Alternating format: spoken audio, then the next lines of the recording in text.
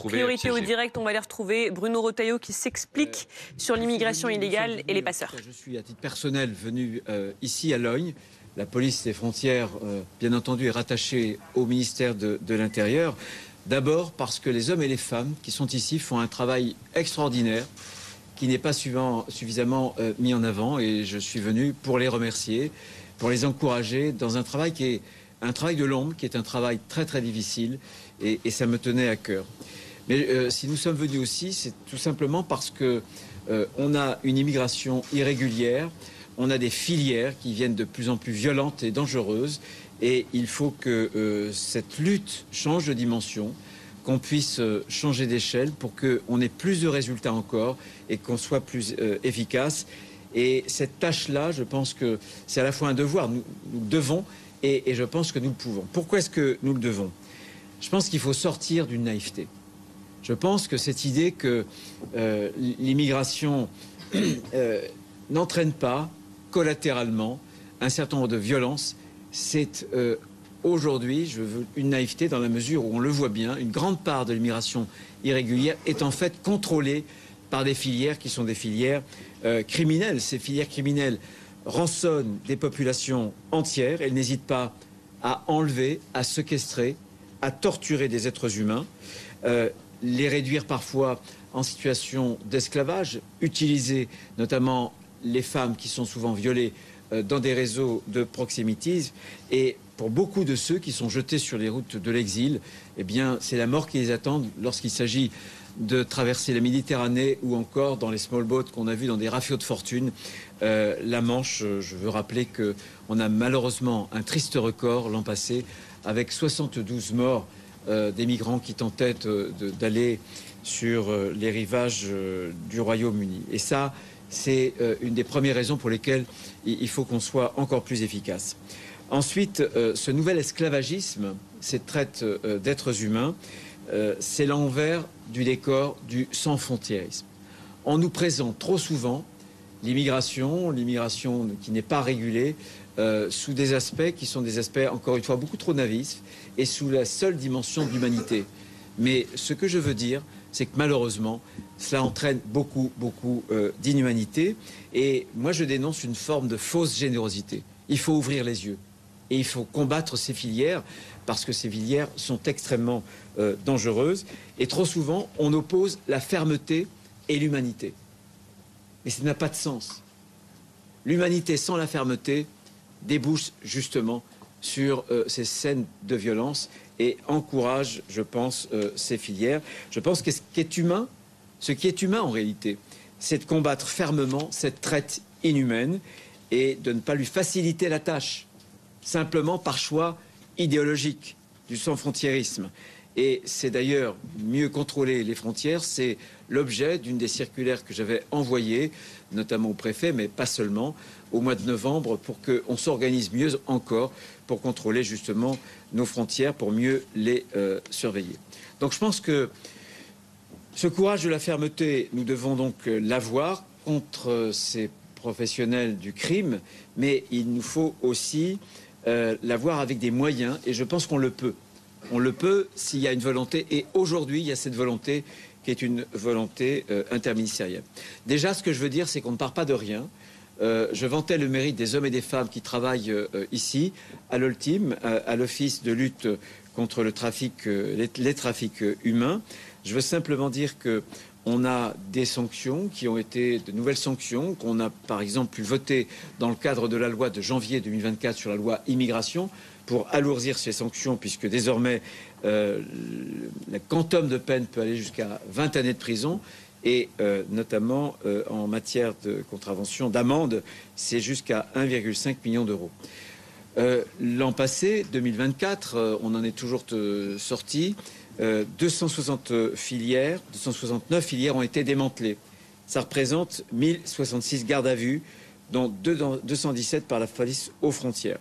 C'est encore trop peu, puisqu'on a beaucoup de filières et d'immigration irrégulière en Europe. Et ce qu'il faut savoir, c'est que sur la totalité de l'immigration irrégulière, la frontière européenne pourtant, mais qui sépare la France du Royaume-Uni, en concentre 30%. Près d'un tiers près d'un tiers donc, de cette immigration irrégulière en Europe, elle aboutit chez nous pour le passage de la Manche pour aller en Angleterre, au Royaume-Uni. Donc je pense que cette lutte doit changer de dimension.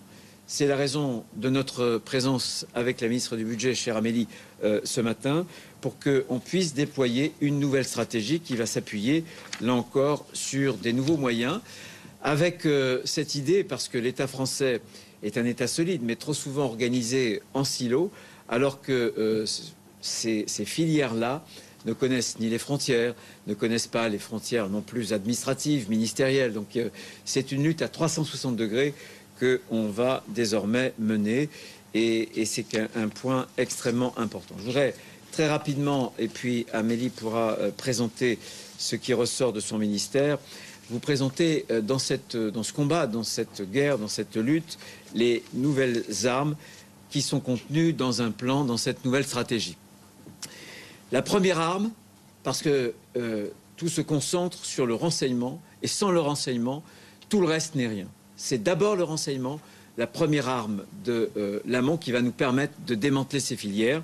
Et nous avons installé précisément la CERTIM, qui est une cellule d'échange, de renseignement sur le trafic de migrants, et qui va associer ensemble tous les services de l'ensemble de nos ministères, notamment le ministère des Armées avec la DGSE, mon ministère avec la DGSI, mais avec tous les autres services qui sont concernés, la gendarmerie nationale, la police nationale, la préfecture de Paris, la direction nationale, par exemple, là encore, de la police judiciaire, du renseignement territorial, et puis, bien sûr, les services de Bercy, notamment les douanes, et puis Tracfin. Donc, tous ces services qui recueillent énormément de renseignements vont pouvoir les mettre en commun pour être beaucoup plus efficaces, les ordonner dans une stratégie commune. Et cette CERTIM, elle est parisienne, si j'ose dire. En tout cas, elle est centralisée, mais elle aura des déclinaisons aussi territoriales, parce qu'on sait parfaitement qu'en fonction des territoires, là encore, il y a des renseignements de terrain qui remontent, et ces renseignements doivent absolument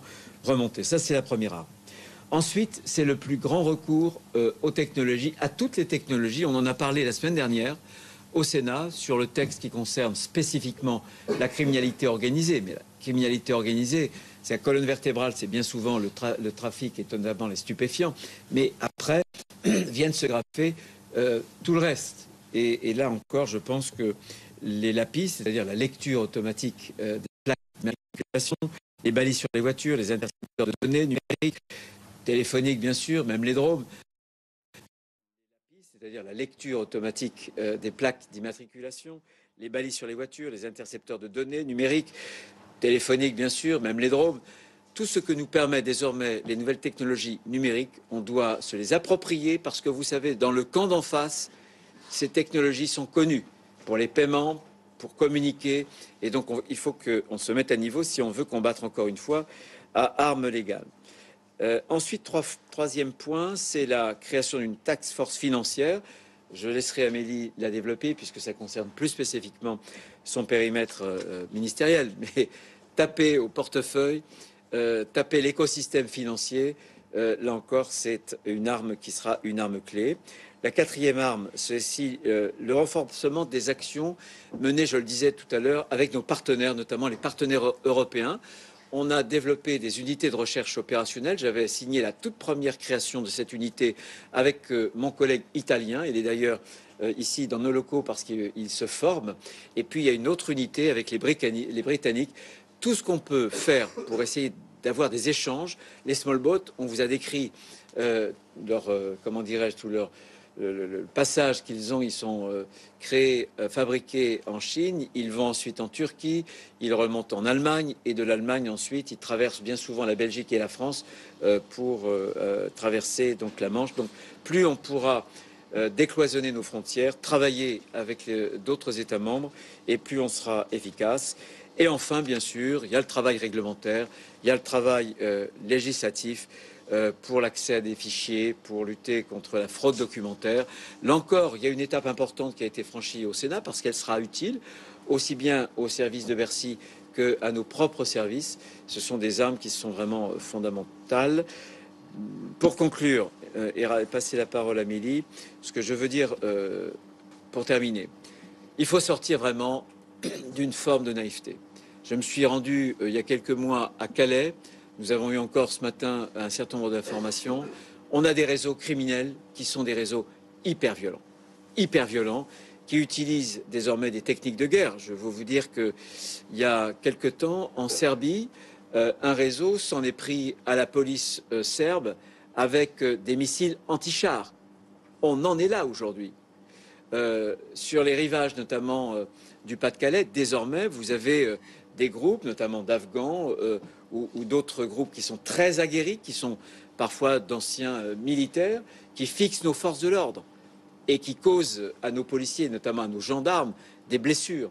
On est dans une lutte qui est une lutte vraiment absolument terrible contre les États, bien sûr, contre les forces de sécurité intérieure, mais aussi contre les migrants qui, sur la route de l'exode, je l'ai dit, les femmes qui connaissent trop souvent le viol, les hommes parfois l'esclavage, la mort dans les traversées de la Méditerranée et de la Manche.